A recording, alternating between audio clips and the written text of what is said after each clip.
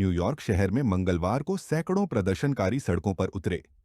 मौका था अमेरिका के राष्ट्रपति डोनाल्ड ट्रंप के दोबारा सत्ता में लौटने की पहली वर्षगांठ का। इस दौरान प्रदर्शनकारियों ने अमेरिकी आव्रजन एजेंसी आईसी यानी इमिग्रेशन एंड कस्टम्स एनफोर्समेंट के खिलाफ रैली और मार्च निकाला। मिड टाउन मैनहट्टन में ब्रायंट पार्क के पास न्यूयॉर्क पब्लिक लाइब्रेरी की सीढ़ियों पर लोग इकट्ठा हुए, जहां से मार्च की शुरुआत हुई। प्रदर्शनकारियों ने नारे लगाए, हम अपनी सड़कों से आईसी को हटाना चाहते हैं और आईसी को खत्म करो। हाथों में तख्तियां और बैनर थे जिन पर लिखा था, न्यूयॉर्क से मिनियापोलिस तक आईसी का आतंक बंद करो और अबॉलिश आईसी। प्रदर्शन के दौरान कई लोग मुट्ठियां उठाकर चलते नजर आए, तो कहीं ढोल की थाप पर नारे गूंजते रहे। कुछ तख्तियों पर नस्लवाद, युद्ध और गरीबी के खिलाफ संदेश लिखे थे, जिन्हें समाज की 3 बुराइयों के रूप में बताया गया। मार्च से पहले द पीपल्स फोरम के आयोजक जाइलन स्ट्रॉन्ग ने भीड़ को संबोधित किया। उन्होंने कहा कि 20 जनवरी 2026 को ट्रंप प्रशासन को सत्ता में आए 1 साल पूरा हो गया है और नए साल के शुरुआती 20 दिनों में ही सरकार ने वही किया है जिसके लिए वह जानी जाती है। उनके मुताबिक यह प्रशासन हिंसा को बढ़ावा दे रहा है और आईसी को और अधिक ताकत दे रहा है।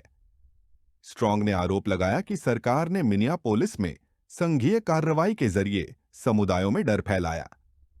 उन्होंने विदेश नीति का भी जिक्र किया और कहा कि सरकार युद्ध और सैन्य हस्तक्षेप के लिए लगातार धन जुटा रही है, जबकि देश के भीतर आम लोगों की जरूरतों को नजरअंदाज किया जा रहा है।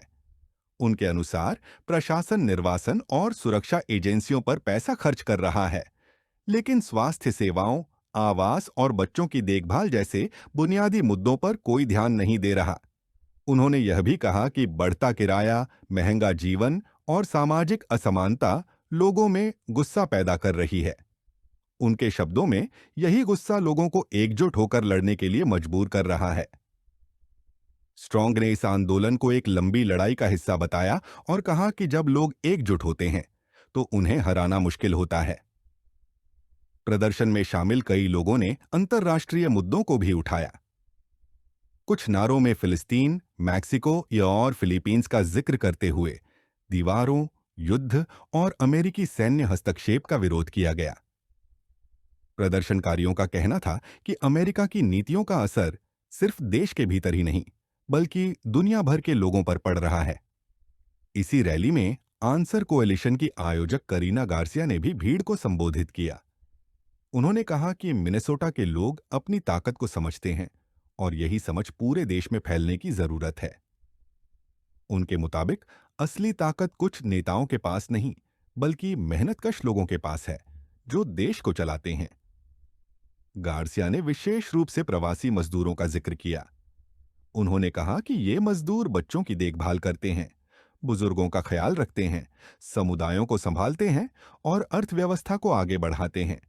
उनके अनुसार यही लोग इस व्यवस्था की असली रीढ़ हैं और सामूहिक कार्रवाई के जरिए पूरे सिस्टम को चुनौती दे सकते हैं। मार्च के दौरान प्रदर्शनकारी लगातार नारे लगाते रहे और मैनहट्टन की सड़कों पर आगे बढ़ते रहे।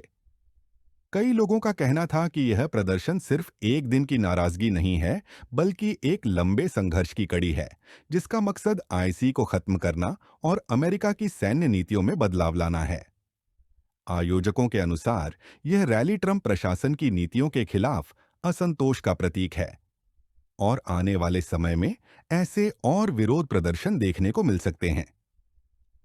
प्रदर्शनकारियों का कहना है कि वे तब तक आवाज उठाते रहेंगे जब तक सरकार आम लोगों की जरूरतों को प्राथमिकता नहीं देती।